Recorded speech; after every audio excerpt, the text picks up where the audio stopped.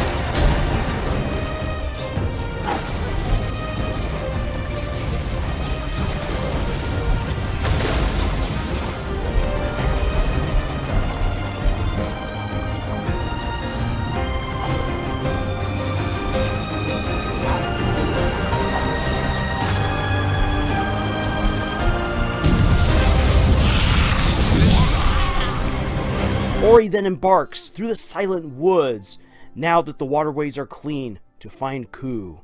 but they are ambushed by the monstrous deformed owl Shriek. This horrifying creature was an early victim of the decay, after the decay swept the lands and petrified the owls of Niven, corrupting her within her own egg. But just as you might remember from the game The Blind Forest, this owlet is not so much a villain as it is a victim. But after being violently rejected by the remaining owls for her ugliness and her strangeness, Shriek sought silence and solitude within the forest, and she murders any creature who dares disturb either. Ori and Ku unknowingly breach that understanding, and Shriek violently attacks Ku, putting the owlet into a coma. The gasping light of the forest then enshrines Ku in a grove, and Qualk tells Ori that the only way to stop the decay, the only way to bring peace to Niven, and the only way to save Ku is to reunite the Wisps of Light and to restore the ancient Spirit Willow. So thus Ori begins a new leg of their adventure, making their way first to the Luma Pools to retrieve the strength of the forest. But there Ori is met with a horrifying predicament. The foul presence from the water tower has returned and possesses the great guardian Qualk. Ori has to then fight the frog and the foul presence in a desperate gambit to save the guardian and the Wisp of Strength.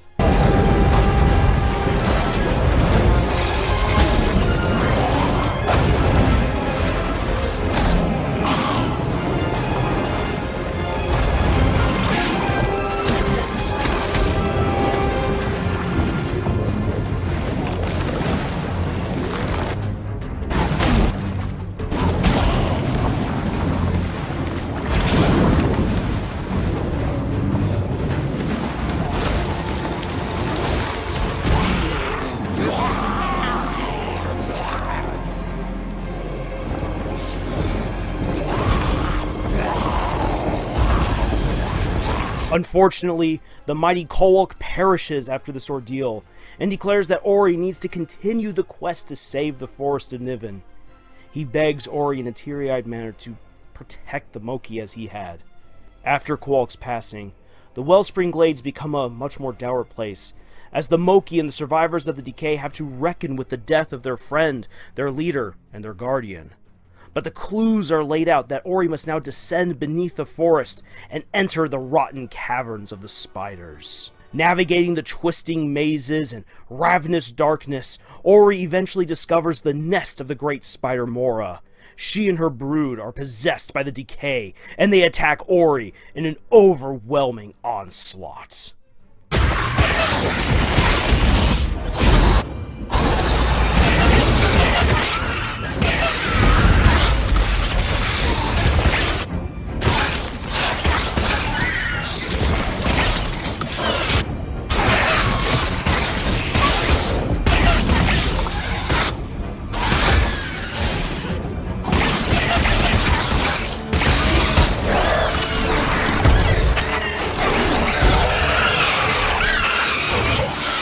But Ori eventually overcomes Mora and frees her from the decay. She then gives him the Wisp of the Eyes of the Forest, and from here, a strange thing happens. The spiders begin leaving their nests, and the creatures of Niven begin mingling. Despite Qualk's death, Ku's grave injury, and the persistent presence of the decay, hope begins to grow in the forest.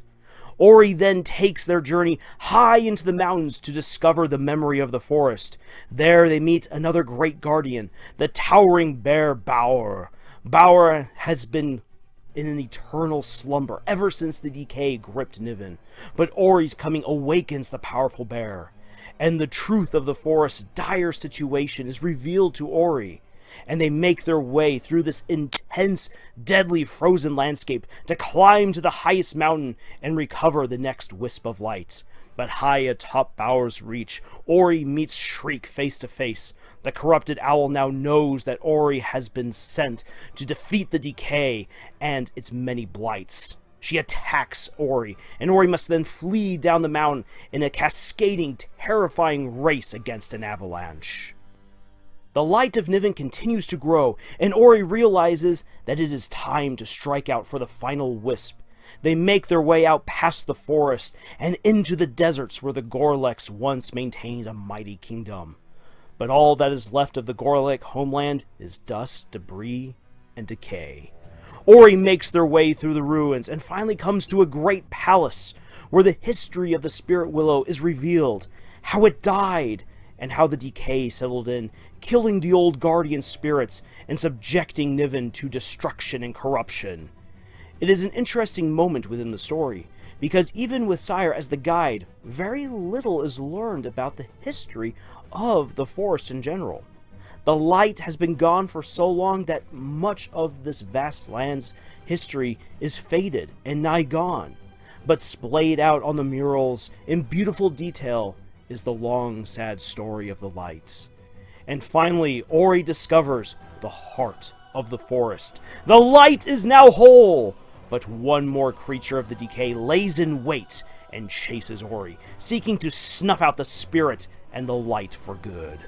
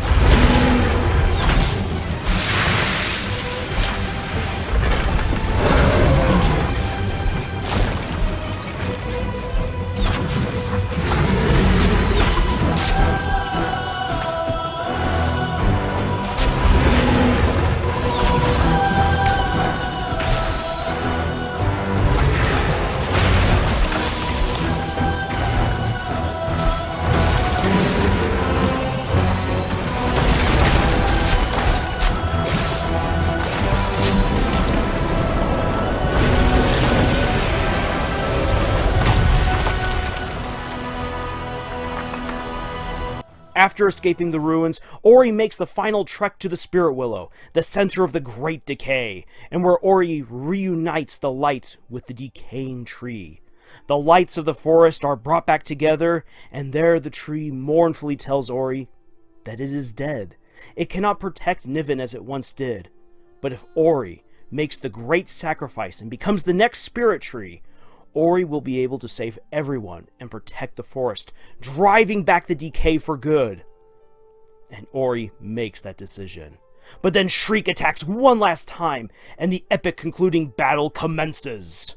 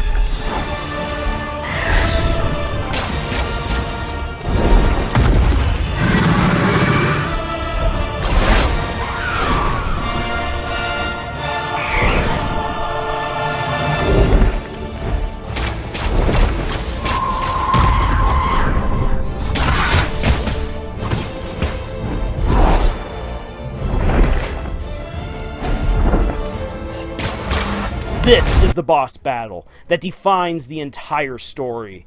In the Blind Forest, Ori merely evaded and ran away from Kuro. The powerful owl had a change of heart in that game and sacrificed herself to rescue her unhatched owlet and save the entire forest of Nibble. But here, Ori faces an enemy with no such conscience. Shriek attacks with a desperate fury to snuff out the spirit and preserve the decay. And in this final fight, you get an idea of what a brawl with Kuro would have been like. But whereas Ori's powers in the previous game were largely for puzzle solving, their powers now are geared towards slaying. Ori battles with all their might to defeat Shriek, and succeeds. But in the process, Ori is wounded and weakened. And yet, they still crawl on resolutely towards the flickering light of the forest. Ori clutches Kuro's feather, remembering their time with their family, and finally lets go of the feather, embodying the decision to make the final sacrifice. Ori embraces the light and saves the forest. Their story finally ends with a beautiful montage showing the passage of time. Ku is revived and grows strong and beautiful. Gumo and Naru make their home in Niven and rest under the boughs of the great spirit tree. The forest is saved and restored, and finally the faces of Ori's family grow across the bark, and a seedling breaks away, and the cycle of life and kindness begins once again. It's a long story, but a powerful one. And there is so much that I haven't talked about, like Naru and Gumo's journey to find Ori and Ku, the side quests that allow Ori to save people, and to do so much good for the Forest of Niven. You watch as Ori's legacy grows with murals and achievements, as the spirit tree that Ori is destined to become continues to grow and be filled with light. You know that one day Ori's children will explore Niven and discover the history and markings of their great hero and parents. These side quests also highlight the deeper and sadder themes within the game. Ori continues to bring kindness and goodness wherever they go, just like they did in the last game. But the side quests reveal that even with the best intentions, bad things can still happen. The Moki seeking Qualk will never get to speak with his friend again. And the Moki who misses his family goes on to discover about their horrible demise within the Silent Woods, and then goes and perishes alongside them. The losses are real, the stakes are high, and it is because death can happen to these beloved characters that it is necessary for Ori to make the great sacrifice at the end of the game and embrace the light to become the new spirit tree of Niven. An element within the game that I find really neat is the light motif from the Light of Nibble. The hero of Nibble and the light of the last forest continues to stand tall before even overwhelming and horrifying odds and foes, no matter the challenge. This leitmotif is then threaded throughout each major boss battle, bringing the hope that Ori represented in the previous game and that they continue to represent in this one. This game is the story of how Ori became a legend. This is the story of how kindness, courage, and ultimately self-sacrifice won out against it all. It is the perfect complement to Ori and the Blind Forest, and the continuation of all its themes, but now on a much grander scale. In many ways, the Blind Forest I would consider to be really a prelude to the real story that Moon Studios wanted to tell with Ori. But they never forget what the first game meant and seamlessly blend the first game into the second one in order to tell a grand epic. And that is why the ending of The Will of the Wisps hits with such power. It is the payoff of a long journey and all its themes and lessons. It is the end of Ori's story and the beginning of a new life that was made possible by Ori. A continuation of everything set up before. It was something that I was not expecting. It was not something I was expecting at all when I embarked on the second game. I just thought it was just going to be, hey, look, this first game did so well, and now we're going to do another one just slightly bigger because our budget's now better. But seriously, it's such a rewarding experience to play both of these games that I highly recommend Ori and the Blind Forest and The Will of the Wisps. Now, what can we novice writers learn from this video game? Well, the first thing is continuity. Will of the Wisps picks up right where Ori and the Blind Forest left off, and Ori's character and arc remain the same. Also, Kuro's feather continues to play a practical and symbolic role throughout the entire story. And the theme of kindness begetting more kindness remains the same as well. This continuity is what gives the conclusion its emotional weight and makes it feel like the payoff for not only Will of the Wisps, but for the entire series of games. And that is the power of continuity. This is also the power of simplicity. I brought this up before in my review of Ori and the Blind Forest, that it's great to get a more complicated story, but simplicity also has great power and relatability. Here in The Will of the Wisps, the plot becomes larger and more convoluted, definitely, but Ori's arc remains simple, and the themes remain simple. As a result, the message of the game is never lost on the player and helps to maintain the importance of its continuity. It is totally fine to give characters simple arcs and traits, because they then become easier to handle, and you can then get more inventive with how you utilize those arcs and traits in grander, more complicated situations. Finally, for those of you who are thinking of creating an entire series, which is awesome, please keep in mind, always keep in mind, how each story feeds into the other. The second book should not only progress the narrative of the first book, but it should complement it and build it up. A good overarching tale is enhanced by each installment, and each installment is connected in a way which tells the story not only from start to finish, but going backwards from finish to start. What I mean by that is that you can trace the story back and clearly see the road for how you got to the end. That the story never broke itself so that the author could just simply do something that they considered cool or whatever. And that is what I can share from Ori and the Will of the Wisps. This game that I honestly do believe should be experienced by everyone looking for a great story and a fun game to play. I honestly cannot recommend this enough. And I mean, just get this game for its gorgeous opening. Now, in the meantime, if you're looking for more reviews, please check out our other videos here on YouTube. We also have more writing advice for you over at our podcast, Camille's Harem, found on Podbean, iTunes, Google Play, Spotify, the works. We have writing challenges over our Pinterest page and discussions over at our subreddit and Discord. Links for all of those sites are in the description. Thank you for joining us on this adventure that we call writing, and until I see you guys in the forests of Nibble and Niven, tschüss.